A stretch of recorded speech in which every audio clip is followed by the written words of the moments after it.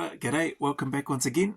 So here with another Q&A, and again this one's coming via email and also a message, so I'm in comms with this person. And so yeah, they've got, "Hi Joe, appreciate the content," so they've been enjoying the channel. And they also mentioned, "Man, I wish something like this was around when I was preparing or when I was in the army and thinking about going on selection," actually. So it does say here, and I have spoken with this person, they were preparing, but then they pulled out for their reasons, which I won't get into. But then they've followed up with this question on the back end of that when they've spoken about, shared some nice words and said that they wish that there had been a channel like mine around when they were going through. But they sound like they're probably from a similar... No, they sound like they're from a generation before I went through. So there was definitely no internet or anything like that for us. But anyway, he goes on to say, "Hey, that aside, do you feel like with the Q&A videos that you do and the information that you've been providing, and I assume the one-to-one catch-ups that you have with people via that Google form that you put out, do you think that you're providing an unfair advantage to potential candidates seeking to join the SAS, whether New Zealand or Australia, by providing as much information as you do?" Cool question. Do you think you're providing an unfair advantage?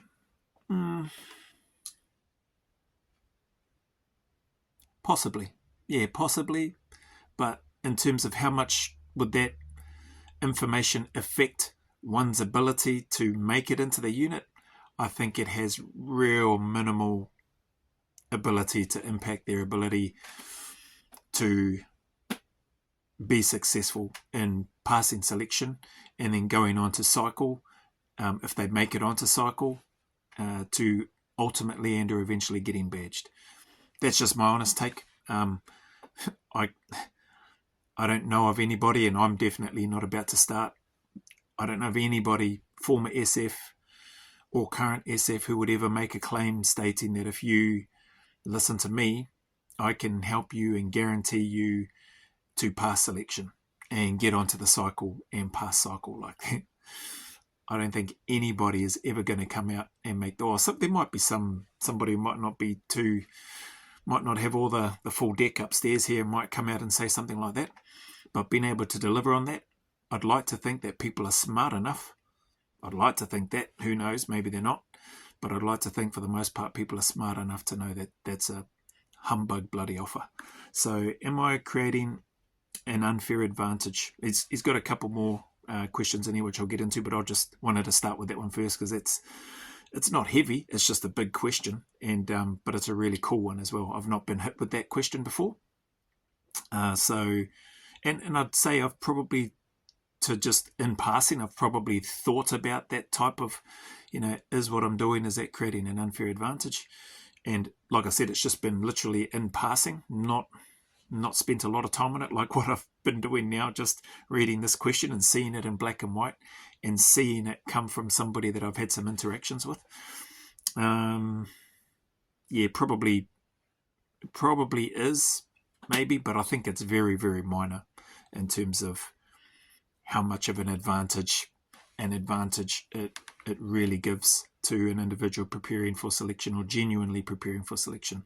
My take, I think anybody who's genuinely preparing for SAS selection or wanting to serve in there, I think they're going about their business focusing on them and focusing on why they want to be there and getting the information, relevant and current information, through their relevant Defence Force process, wherever it is or wherever they are, to find out what the standards are, what the requirements are for the testing. And I think they're busy, which is what I think they should be doing. I think they're busy focusing in on that and preparing that way.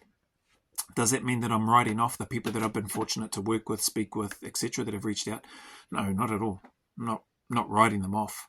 I just think that there is a difference and that there's a value, and I know I've spoken about this in other videos. I think there's a value in not knowing everything about selection and being surprised by it all, and having the ability to be able to be flexible and adapt and overcome those different situations and scenarios as they happen, rather than going in with some preconceived ideas and or thoughts around, oh, this might happen because Joe said this, and I remember seeing this thing, and then it was mentioned that something like this might happen, and they could be, I think people run the risk of filling their brains with too many things. So anyway, that's my take on that.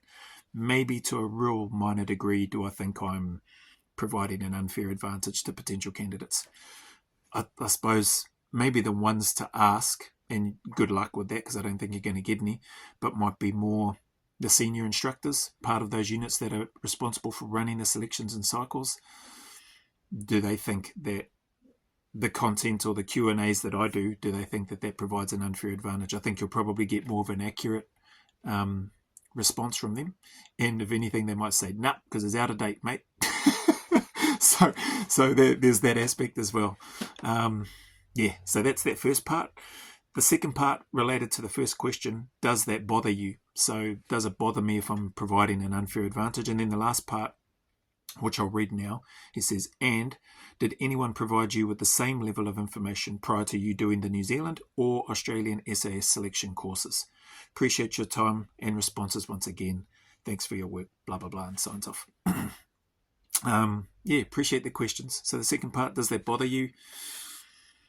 I'll be honest, it honestly doesn't. Right or wrong, why doesn't it bother me? Not that he's asked that, but why doesn't it bother me? I'll try to share a piece around that, is because the individual ultimately at the end of the day has to turn up, has to do the work, has to put their best foot forward, and they are going to be discovered in terms of who they are, how they function or don't function, how they cope with the uncertainty, the stress, etc., etc. Like I've seen it, and I think I've heard, it might have been Christian Craighead or somebody that shared, an ex-operator during an interview that said, make it their job to not select you. Don't deselect yourself by voluntarily removing yourself. And I was like, yeah, that's great advice. Does that provide an unfair advantage to people in this generation? I don't know. Had I heard those words until recently? No, I hadn't heard those. I didn't hear those words before my selection in '98 on the New Zealand selection. I didn't hear those words in my selection in Australia. But I've heard them now, and it makes a lot of sense. Does that provide an unfair advantage? Who knows? How long's a piece of string? So no, it doesn't bother me because of those things. They've still got to do the work. They've still got to put themselves through that crucible, and they've got to turn up and meet the standard. And did anyone provide you with the same level of information? No. So I've never had that. Internet wasn't a thing. Like I've shared in a number of other, I think either Q&As and or videos, sharing some experiences when I've been reacting to different things, and things have popped into my head in the moment. Obviously, I knew of and knew some people that had been on the New Zealand selection as an example and who had failed, and I got some tips from them. Poe is one of the guys that I mentioned. He's the guy with the big smile on his face at the end of the 1998 selection, and the CS says, yes, you can smile, and then he lets a big smile rip. He's not serving in the unit anymore. I'm actually not sure where he is these days, but he missed out on his first one, and I've shared in multiple sort of Q&As, it's not uncommon for operators to fail their first one and pass their second, and or in some cases their third or fourth. Jamie Pinnell, recent NZSAS operator, I didn't know that he had failed his first selection, and he went back and smashed it the second time. Like my mate Poe failed, he knew what he needed to work on, went back and smashed it. We were on the same one together and passed. And so it's not uncommon for people to fail their first one, identify those areas that they may have been lacking in, and because they really want to be there and they really want to serve, their why is stronger than the how or the what is thrown at them. They go back again and they keep putting themselves through it till they get there. So yeah, there was none of that information. This person hasn't asked this, but it's a thought that comes to mind. Would I, if somebody was offering what I put out there or putting out answers to Q&As, would I tune into their channel? I probably would tune into their channel. If we had internet then, and I probably would tune into their channel to listen. I don't know if I'd reach out to want to have a one-to-one with the person, just me personally. But I would more than likely be watching from the sidelines if we had access to information like we do these days.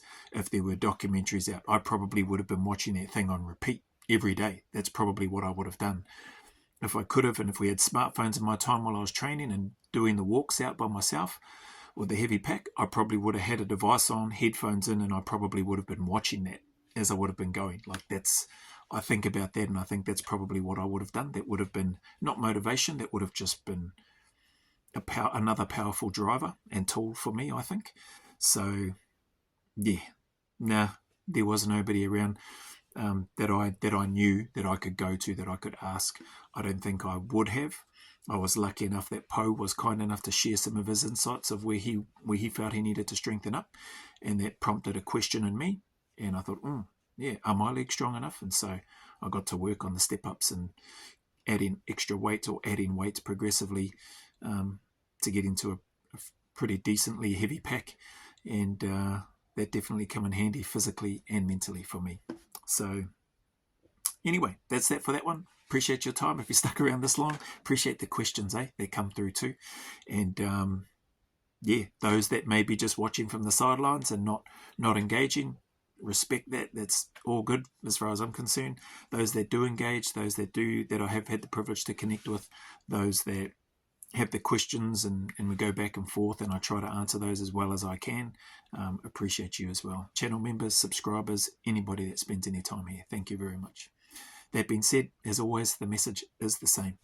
Any challenges, trials, difficulties that you may be going through, know that they do not last forever. They are only temporary. The sun will shine again. There is a light at the end of that tunnel. So keep turning up, keep staying in the fight. Put one foot in front of the other and take one day at a time. As always, go always a little further. Remember, who dares wins and who cares wins.